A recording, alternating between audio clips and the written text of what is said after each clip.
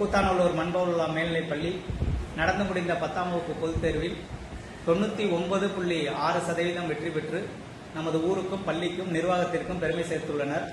முதல் மதிப்பெண்ணாக பிரவீன்குமார் என்ற மாணவ செல்வன் 496 மதிப்பெண்களும், குரு விக்னேஸ்வரன் என்ற மாணவன் 495 மதிப்பெண்களும், தினேஷ்குமார் என்ற மாணவன் 494 மதிப்பெண்களும் பெற்றுள்ளனர். அனைவருக்கும் நமது நிர்வாகத்தின் சார்பாகவும் நமது ஊர் மக்கள் சார்பாகவும் பாராட்டுதல்களையும் வாழ்த்துக்களையும் தெரிவித்துக் கொள்கின்றேன். வெற்றிக்கு அரும்பாடுபட்ட நமது தாளாளர் மற்றும் நமது நிர்வாகம், நமது பள்ளி ஆசிரியர்கள் அனைவருக்கும் எனது மனமார்ந்த பாராட்டுதல்களையும் நன்றிகளையும் தெரிவித்துக் கொள்கின்றேன்.